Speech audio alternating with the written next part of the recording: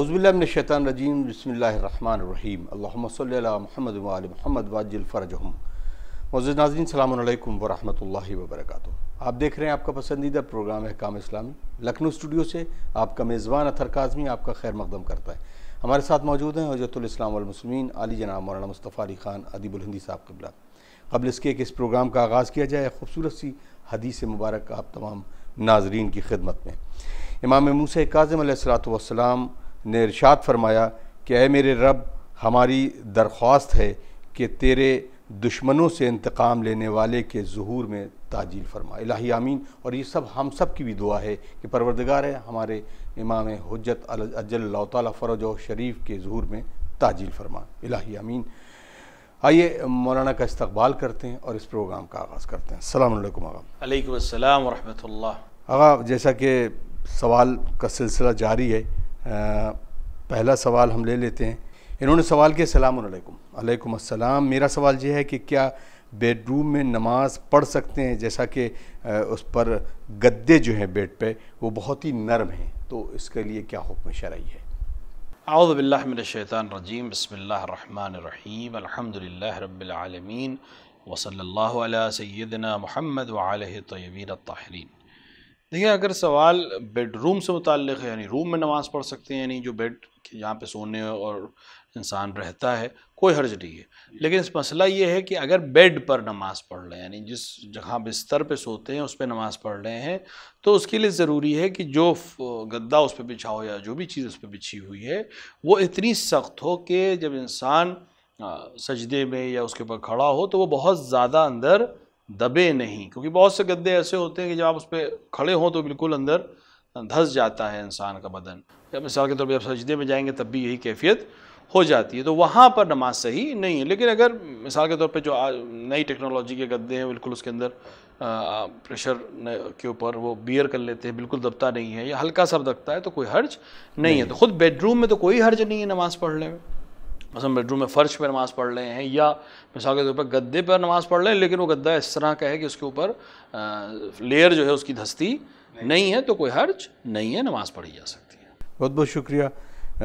السلام علیکم یا علی مدد۔ علیکم السلام۔ میرا سوال ہے کہ قبور پر جو اوپر نام لکھے جاتے ہیں، اس پر نیم پلیٹ لگائی جاتی ہے اور اس پر بہت سارے کبھی کبھی کچھ آیات بھی لکھ دیے جاتے ہیں، وہ جو زمین پہ ہوتی ہے، تو ایسا کرنا کیسا ہے؟ خود نام لکھنے میں کوئی حرج نہیں ہے قبور کے اوپر، البتہ وہ نشانی، ہدف یہ ہوتا ہے کہ نشانی ہے یہاں پہ کسی کی قبر ہے، تو وہ حرج نہیں ہے۔ لیکن مثلا کوئی چیز ایسی لکھنا کہ جو اس کی بے حرمتی کا سبب بنے، مثلا قرآن کی کوئی آیت لکھ دینا، بہت سے لوگ ناواقفیت میں یہی آیت انا للہ و انا الیہ راجعون، یہ آیت ہے قرآن کی، اس کو آپ زمین پر اس طرح سے نہیں لکھ سکتے کہ اس کے اوپر ایک دفعہ ہے کہ آپ نے کسی ایسی جگہ پہ لکھی جس کے اوپر ہاتھ یا پیر نہیں پہنچے گا، یعنی ہاتھ سے مراد پیر نہیں پہنچے گا، نجاست کا سبب یا بے حرمتی کا سبب نہیں بنے گا، کوئی حرج نہیں ہے۔ لیکن عام طور سے قبروں پہ جو پتھر لگاتے ہیں وہ زمین پہ ہوتا ہے اور لوگ اس پر سے گزرتے ہیں، تو اس پہ کوئی ایسی چیز تحریر کرنا جو اس کی بے حرمتی کا سبب بنے صحیح نہیں ہے۔ جیسے کوئی آئمہ کے نام لکھ دے وہاں پر یا خدا یا رسول کا نام لکھ دے تو وہ صحیح نہیں ہے۔ لیکن اگر خود نام لکھنے میں کوئی حرج نہیں ہے، ولو قبروں کے اوپر جو نام لکھے ہوتے ہیں ان کو پڑھنا مکروہ ہے، لیکن چونکہ نشانی ہونے کے لیے کہ یہ کسی کی قبر ہے، کوئی انسان ڈھونڈنا چاہے، کسی کی قبر پہ جانا چاہے، تو اس میں خود اپنے آپ میں کوئی حرج نہیں ہے۔ اگر کیونکہ قبور کی بات آتی جب بھی، کیونکہ قبرستان جانا ہر انسان جاتا ہے ویسے بھی زیارت کے لیے، کیا یہ ضروری ہے کہ وہ نشان باقی رہے کسی بھی قبر کا؟ انسان ویسے بھی پڑھ سکتا ہے، جسے اب داخل ہوتا ہے تو وہ سب پر ایک بار فاتحہ پڑھتا ہے، تو جو اس طرح اور کافی کئی جگہ ایسا ہوتا ہے کہ ان قبرستان میں مجالس برپا ہوتی ہیں، تو اس پر وہ بڑے جو پینل سے بنا کر اس پر نام لکھواتے ہیں، تو وہ بنا نہیں سکتے، بالکل پیرلل یعنی اسٹریٹ ہو جاتی ہے زمین، تو اس طرح کا جو قبور ہیں پرانی ہو جاتی ہیں، تو ان کے نشان رہنا کیا ضروری ہے؟ نہیں، خود قبور کے نشان رکھنا کوئی ضروری نہیں، البتہ بعض روایات سے استفادہ ہوا ہے کہ بعض قبور کے نشان کو باقی رکھنے میں کوئی حرج نہیں، بلکہ ریکمینڈیڈ ہے، یعنی مستحب ہے کہ رکھے جائے، جیسے علماء کی قبر یا صالحین کی قبر یا شہداء کی قبر، کیونکہ یہ اپنے آپ میں دوسروں کو دین کی طرف راغب کرنے والے افراد ہوتے ہیں، اور ان کی قبر جس طرح زندگی میں یہ ہدایت کا راستہ دیتے ہیں، اسی طرح ان کی قبر بھی ہدایت کی ایک نشانی ہوتی ہے. کوئی انسان جیسے اس قبر پہ پہنچے گا تو ان کے کردار کو یاد کرے گا، ان کے اعمال کو یاد کرے گا، ان کی باتوں کو یاد کرے گا، اور وہ بہت سے لوگوں کے لیے ہدایت کا سبب ہو سکتے ہیں. تو علماء و صالحین یا بزرگان قوم کی قبر کے نشان کو باقی رکھنے میں کوئی حرج نہیں ہے، اور اس کو باقی رکھنا چاہیے. باقی قبور کی کوئی اتنی زیادہ اہمیت نہیں ہے، لیکن اگر کوئی اپنے باپ کی، دادا کی، اپنے خاندان کی کسی قبر کی اس کو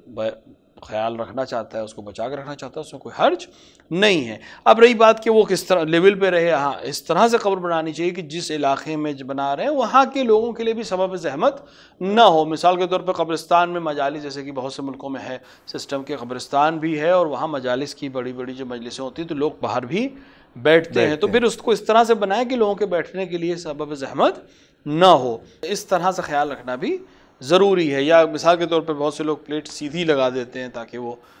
پیر پہ نہ پڑے، لیکن وہ سیدھی بھی رہے اور لوگوں کو نشانی رہے. تو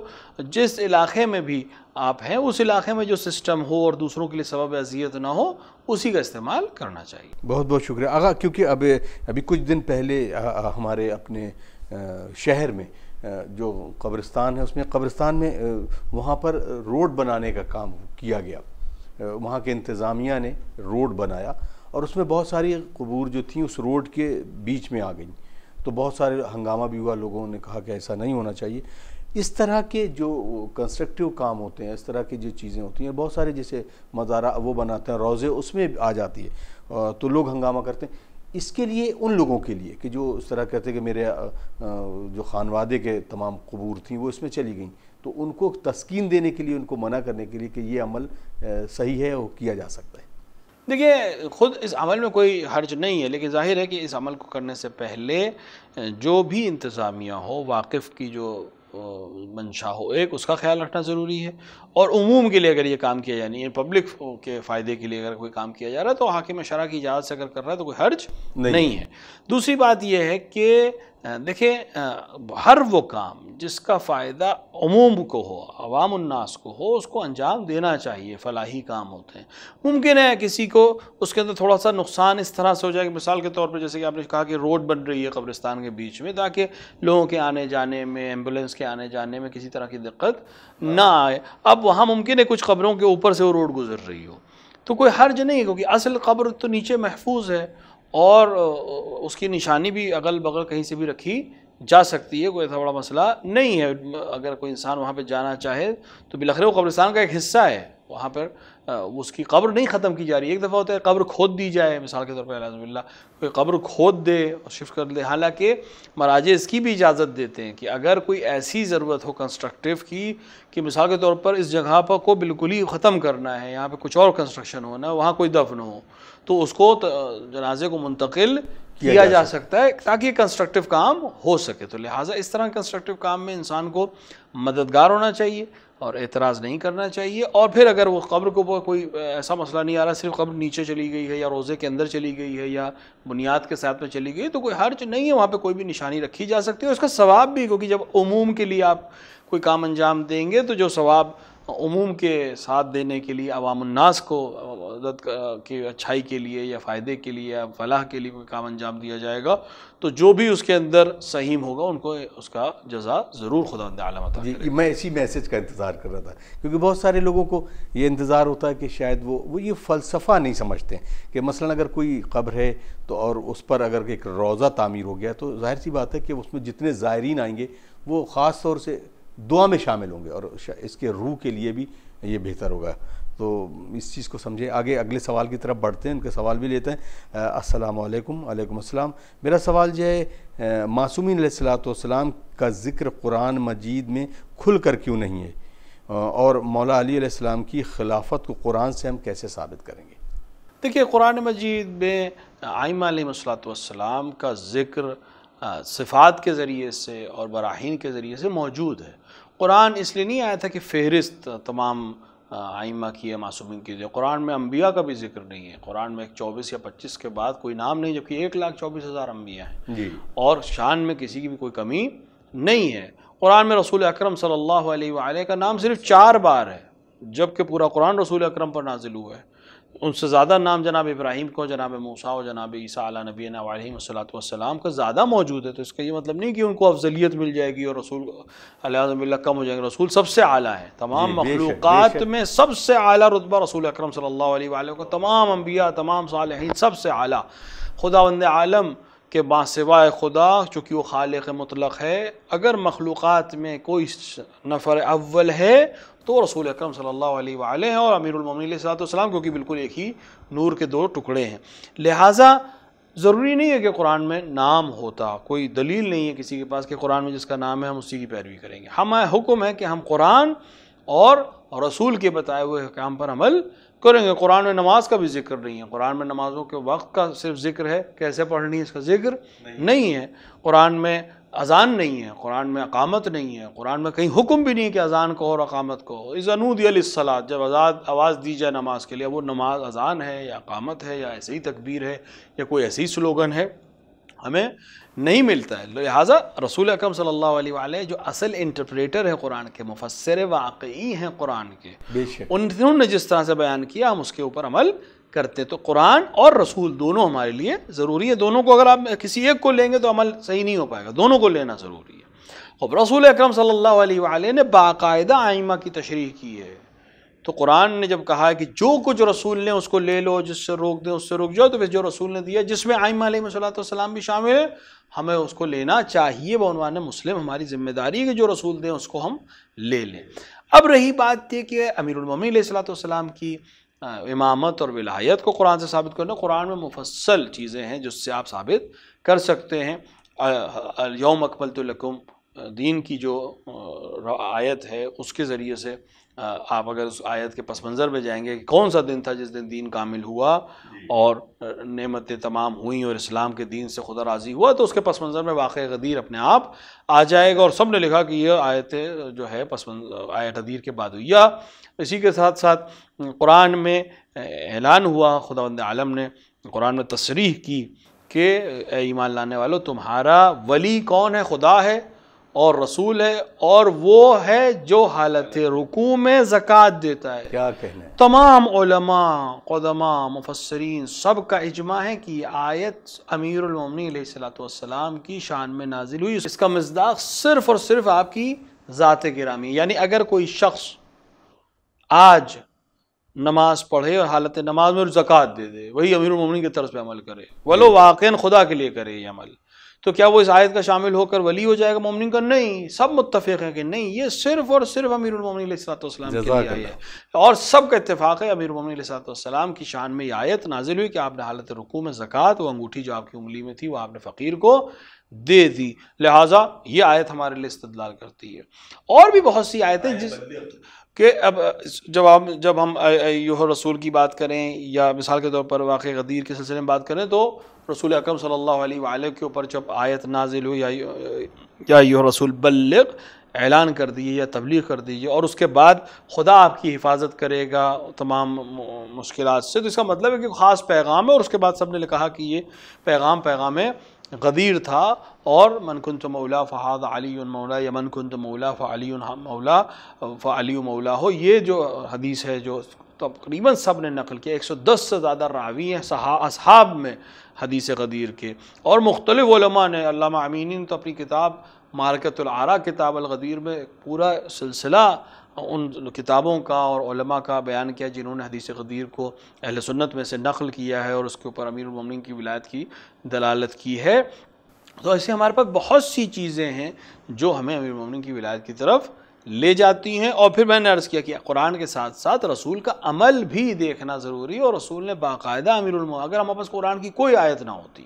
اگر ہمارے پاس کوئی دلیل نہ ہوتی، صرف پیغمبر کا کہہ دینا ہمارے لیے حجت ہے، اور ہم پیغمبر کے حکم پر تابع ہیں اور ہمیں حکم ماننا ہے، ورنہ ہم دائرہ اسلام سے خارج ہو جائیں گے۔ اور اگر پیغمبر کے صرف کہے پر بھی ہم عمل کریں،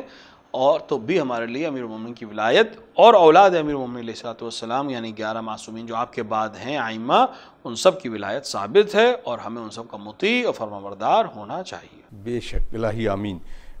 بہت بہت شکریہ۔ تو ناظرین، یہ سلسلہ جاری ہے، بڑھتے ہیں اگلے سوال کی طرف۔ آغا ان کا سوال بہت خوبصورت ہے. یہ کہتے ہیں کہ جب ہم ائمہ معصومین کا نام لیتے ہیں یا حضور اکرم صلی اللہ علیہ وآلہ وسلم کا نام لیتے ہیں تو خطابت میں تو اکثر کر کے ہمارے خطیب جو ہے وہ نام بڑا روا روی میں لیتے ہیں اور اپنے انداز میں محمد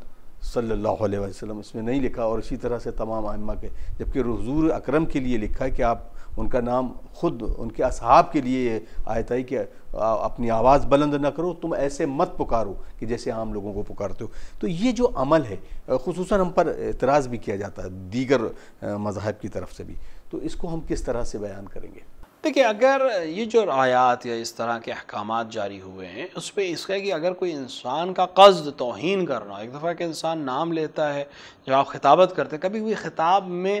جملے کی جو اہمیت ہوتی ہے, ایک ہنر ہے خطابت جی, اگر آپ وہی جملہ کسی اور طرز سے کسی اور طریقے سے بولیں تو شاید وہ معنی اور وہ مفاہیم جو آپ منتقل کرنا چاہ رہے ہیں سامع کی طرف وہ اس طرح سے منتقل نہیں ہو پائیں گے. جیسے مثال کے طور پہ ہم ایک مثال دیں, ہمارے ناظرین بہت اچھی طرح سے متوجہ ہو جائیں گے کہ مثلا ہم ائمہ علیہ السلام کے نام پر صلوات پڑھتے ہیں.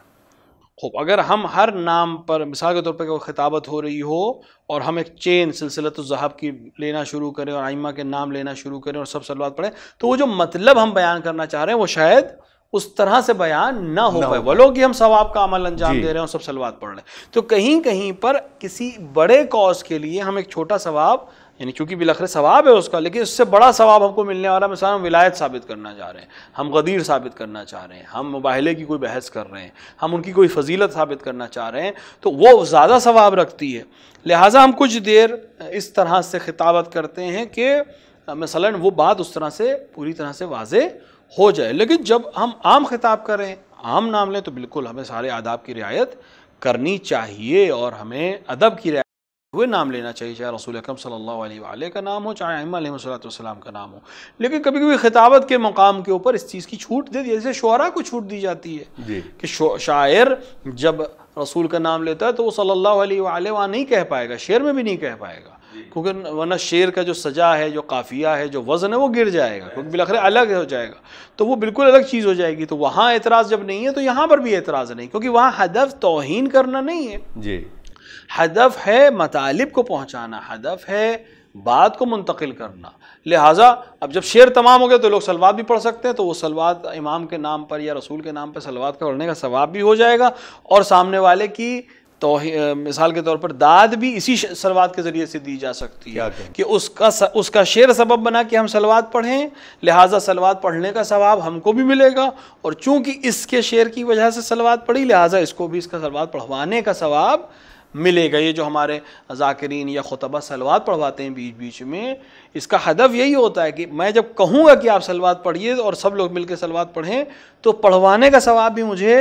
ملے گا کہ میں سبب بنا کہ لوگوں نے رسول علیہ رسول پر صلوات بھیجی, جو خدا کی طرف سے ایک امر ہے. تو کبھی کبھی ہدف یہ ہوتا ہے, بے شک خدا نے کہا ہے کہ جس طرح عام لوگوں کو خطاب کرتے ہو ویسے خطاب نہ کرو, تو یہاں ہدف یہ نہیں کہ ہم رسول کو خطاب کر رہے ہیں بلکہ ہم ایک واقعیت کو بیان کر رہے ہیں, یا کبھی کبھی نقل قول کر رہا ہے کوئی انسان. جب آپ حدیث پڑھتے ہیں یا آپ کوئی واقعہ بیان کرتے ہیں تو ممکن ہے نقل قول کر رہا ہو انسان, مثلا فلاں دشمن نے یہ کہا, تو دشمن تو صلی اللہ علیہ وآلہ تو کہے گا نہیں. آپ جب نقل کر رہے ہیں روایت کو تو پھر تو آپ وہ جملے استعمال کریں گے جو دشمن نے استعمال کیے تھے. تو لہٰذا وہاں پر آپ کو اگر دیانتداری یہی ہے کہ پھر وہی جملے کہے جائیں جو سامنے والے نے کہے تھے. ہمارا ہدف باقاعدہ محاورے میں بھی ہے کہ نقل کفر نہ باشد. تو جب آپ کافر کی زبان سے کوئی بات کہہ رہے ہیں, دشمن کی زبان سے کوئی بات کہہ رہے ہیں, تو آپ وہی جملے کہیں گے, کیونکہ اگر اس جملے میں اگر آپ اپنی طرف سے کوئی چیز بڑھا دیں گے تو خیانت ہو جائے گی اور وہ خطابت کے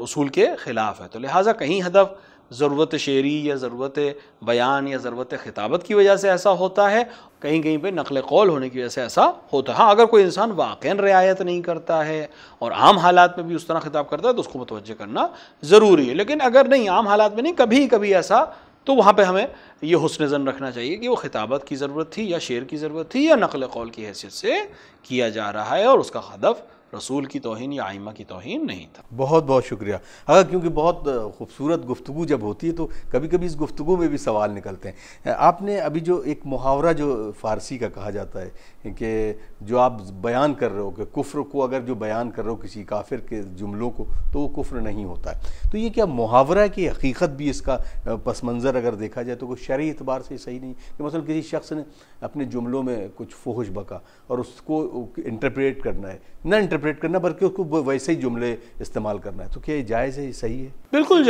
بالکل جائز ہے۔ جیسا کہ ابھی کہا گیا کہ نقل کفر کفر نباشت، تو یعنی کفر کو جملے کو استعمال، مثال کے طور پر آپ سے کوئی گواہی طلب کر رہا ہے کہ انہوں نے کیا کہا تھا، تو اب آپ اس کو وہی جملے آپ کو بولنے ہیں جو اس نے کہے تھے، ولو وہ جملے جو ہوں فحش آمیز ہوں، ولو وہ جملے جو ہوں صحیح نہ ہوں، ولو وہ جملے کفر ہوں، کیونکہ آپ اس کے جملے کو نقل کر رہے ہیں کہ ہاں میں گواہ ہوں کہ انہوں نے یہ جملہ کہا تھا، تو اس وقت آپ جملے کو آگے پیچھے نہیں کر سکتے، زبر زیر بھی آگے پیچھے نہیں کر سکتے، ورنہ آپ کی گواہی باطل ہو جائے گی۔ یا مثال کے طور پر قرآن قصوں کو نقل کرتا ہے کہ مثلا شیطان نے یہ کہا، تو شیطان نے جو کہا تو وہ حقیقت نہیں، لیکن شیطان کے جملے کو ہمیں بیان کر رہا ہے، لہٰذا ہم اس جملے کو بیان کر رہے ہیں کہ خداوند عالم سے شیطان نے کہا کہ مثلا تو نے اس کو جو ہے مٹی سے بنایا ہے اور مجھے آگ سے بنایا، میں افضل، اب تو یہ کیا اس کی جو قول کو نقل کر رہا ہے تو اس کو احترام دے رہے نہیں، لیکن قول نقل کرتے وقت ہمیں اس قول کی صحیح چیز کو نقل کرنا ضروری ہے۔ لہٰذا اگر مثال کے طور پر امیر المومنین علیہ السلام کے کسی دشمن نے امیر المومنین کو خطاب کرتے ہوئے کوئی جملہ کہا تو اب ہم اس کو اپنے آداب کے لحاظ سے چینج نہیں کر سکتے، ورنہ ہدف ختم ہو جائے گا اس کو نقل کرنے کا۔ یا تو آپ بیان کریے کہ میں مضمون روایت پڑھ رہا ہوں، اصل جملے نقل نہیں کر رہا، یہ کہنا ضروری ہو جائے گا آپ کے لیے، وَإِلَّا پھر جو ہدف ہے اور جو قانون ہے نقل کرنے کا، جو قانون ہے خطابت کا، آپ اس کی رعایت نہیں کر رہے ہو، پھر اس کے جو ہدف ہیں وہ حاصل نہیں ہو سکیں گے۔ لہٰذا اگر حقیقت کسی کی بیان کرنی، مثال کے طور پر بات آ گئی ہے تو اس کو بھی عرض کرتا چلوں کہ مثلا کسی انسان نے کوئی چوری کی ہے جی، اور آپ اس کے گواہ ہیں، تو آپ وہاں ادب یہ نہیں ہے کہ آپ کہیں کہ صاحب وہ چونکہ کسی کوئی برائی نہیں بیان کرنی چاہیے لہٰذا میں نہیں بیان کروں گا کہ انہوں نے چوری کی، نہیں، اگر اس نے چوری کی اور آپ گواہ ہیں تو آپ کو بیان کرنا پڑے گا۔ لہٰذا اگر آپ مقام بیان میں ہیں، مقام شہود میں ہیں، مقام شہادت میں ہیں، تو پھر آپ کو سچ کو اور واقعیت کو بیان کرنا پڑے گا، اور اس کے اندر آپ الفاظ کو آگے پیچھے نہیں کر سکتے۔ بہت بہت شکریہ۔ تو ناظرین، ہمارے لیے مشعل راہ قرآن، اور الحمدللہ ثم الحمدللہ ہم گفتگو کرتے ہیں، اس لیے ہم بڑے خوش نصیب ہیں کہ ہم ایسی شخصیت سے روبرو ہوتے ہیں، حجت الاسلام والمسلمین علی جناب مولانا مصطفیٰ علی خان ادیب الہندی صاحب کو، کہ آج تک یہ پروگرام آپ دیکھ رہے ہیں کہ الحمدللہ کبھی سوال کو مجھے ضرورت نہیں ہوئی کہ ہم پہلے ڈسکس کریں، اور قرآن کی معنی مفاہیم کے ذریعے بہت ساری چیزیں مجھے ذہن میں بھی نہیں آتی کہ اس کا سوال یہ ہو سکتا ہے، اور بڑی خوبصورتی سے یہ سوال آپ تک پہنچانے کی ہم سعادت حاصل کریں۔ آپ کے پسندیدہ پروگرام احکام اسلامی کو بہت جلدی سے ایک سوال لے لیتے ہیں، اب بڑے عجیب سوال ہے، انہوں نے پوچھا کہ نظر کا جو کھانا بنایا جاتا ہے اس کو گرم کیا جا سکتا ہے یا نہیں؟ ہاں، کوئی حرج نہیں ہے، البتہ اس طرح کے سوال میں ممکن ہے کسی کو ذم کا یا مزاح کا پہلو نظر آئے، لیکن نہیں، عوام الناس جب اس طرح کے سوال پڑھتے ہیں، یہ سوال بھی محبت میں ہوتا ہے، یہ اہل بیت کی شان، یعنی اہل بیت سے چونکہ اتنی عقیدت ہے تو انہیں ذہن میں یہ آتا ہے صحیح سے علم نہ ہونے کی وجہ سے یا انٹرپریٹ نہ ہونے کی وجہ سے کہ مثلا جس چیز پہ نظر دی جا چکی کیا اس کو آگ دکھائی جا سکتی ہے، یعنی اس سے یہ چیز ظاہراً ذہن میں آ سکتی ہے، اور یہ محبت کی علامت ہے، اس میں کوئی حرج نہیں، لیکن محبت کا تقاضا یہ ہے، اگر اہل بیت سے محبت ہے کہ علم حاصل کریں، اور محبت کا تقاضا یہ ہے کہ جو بھی عمل کریں وہ ریزننگ کے ساتھ کریں، کیونکہ اہل بیت صاحبان عقل ہیں، بلکہ عین عقل ہیں، تو ان کے چاہنے والوں کو بھی عاقل ہونا چاہیے۔ جہاں تک سوال کا مسئلہ ہے کوئی حرج نہیں ہے، اور کسی بھی چیز میں بھی گرم کیا جا سکتا ہے، چاہے وہ جو پرانے سسٹم ہیں گیس پہ، اسٹوو پہ، اس پہ گرم کریں، چاہے آج کے نئے دور ٹیکنالوجی میں مائکرو ویو میں یا اوون میں گرم کریں، اس سے کوئی فرق نہیں پڑتا، وہ نظر کی جو اہمیت ہے، جو افادیت ہے، جو برکت ہے، وہ اپنی یہاں پر قائم رہے گی۔ بہت بہت شکریہ۔ اب بالکل بھی وقت نہیں ہے کہ ہم مزید گفتگو کریں، آئیے اجازت دیجیے ہمیں، اور اگلے ایپیسوڈ میں پھر ملاقات ہوگی۔ والسلام علیکم ورحمۃ اللہ وبرکاتہ۔ آئیے دعا کرتے ہیں اپنے وقت کے امام کی ظہور کے تعجیل کے لیے۔ اللہم اجل لولیک الفرج۔